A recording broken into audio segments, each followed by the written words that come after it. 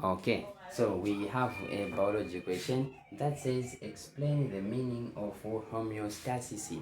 When you talk about homeostasis, this is the maintenance of the constant internal environment.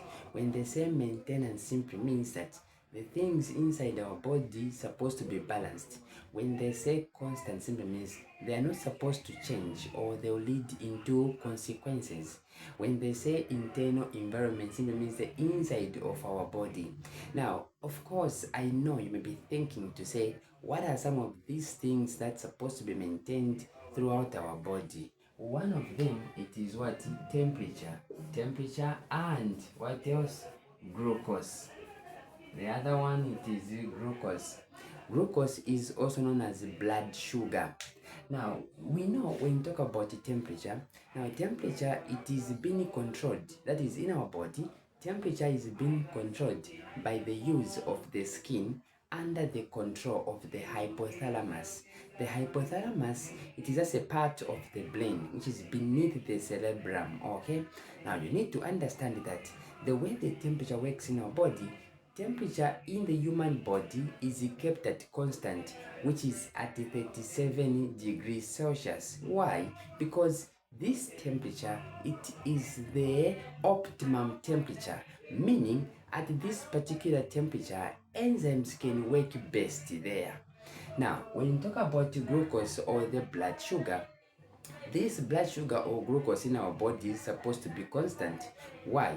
Because if there is a higher amount of glucose in the blood, then there is another substance which will control this.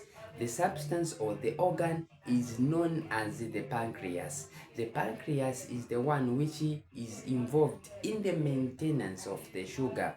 Now, how exactly does the pancreas maintains this sugar? It maintains it by the use of the hormones. Hormones, these are chemical messengers in our body. These hormones work by production of the cells, such as what we call the islets of the Langerhans. Now we have the alpha and the beta. They are of two types, the alpha and of the beta. Now the alpha, they are the ones responsible for producing glucagon, which is the hormone. The beta are the ones responsible for producing the insulin. Now these two hormones, the glucagon and the insulin, are the ones responsible for controlling this glucose. In a case maybe there is a higher amount of glucose, then the insulin will be produced. Once the insulin is produced, it is going to activate the cells of the muscles and the liver so that the glucose may be converted into glycogen, which is the animal starch in short. The animal starch simply means it is a form in which glucose is being stored in our body.